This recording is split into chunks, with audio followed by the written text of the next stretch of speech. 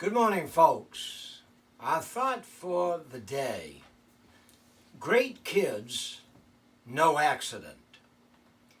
I've often mentioned how I enjoy reading Pastor Howard Olds' book. He has a number of excellent things to say about a wide variety of subjects, one of which has to do with parenting and grandparenting. He talks about a number of principles. I thought a few of them we would have time just to look at him kind of briefly this morning. Really good. First of all, he says, love your children unconditionally. This should never be an iffy matter. And this love should not be based on nor affected by performance. A second principle: we should in our minds make a clear distinction between helping them out and taking over. Hindsight tells me that this is one I wish I could have a do-over with my son, as I may well have at times stifled his creativity. A third one: treat failure as a necessary part of success.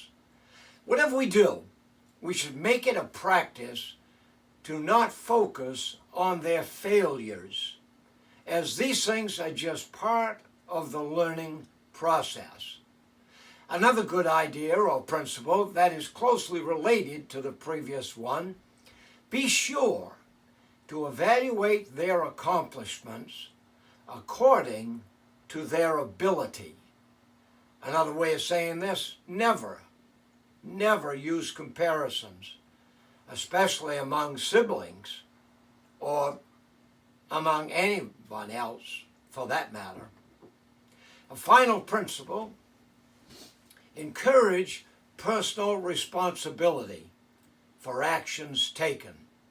This teaches accountability and helps them in life to avoid the blame game that is so prevalent in our societies today. Said another way, if we want our children to keep their feet on the ground, we need to put some responsibility on their shoulders. And for this to happen, they will need some space, acceptance, and accountability.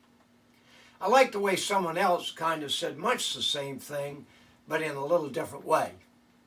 They expressed it this way: to properly prepare our children or grandchildren for life, we need to give them a set of roots and a pair of wings. Both kindergartners and college students will need them both. The deep roots will steady them in the storms. And just like any root does, they will help them find water in the dry places of life. As for the wings, they are necessary for life because sometimes, just as a bird has to be pushed from the nest if they're ever going to fly, so too our children will definitely need the wings of encouragement to help them launch out.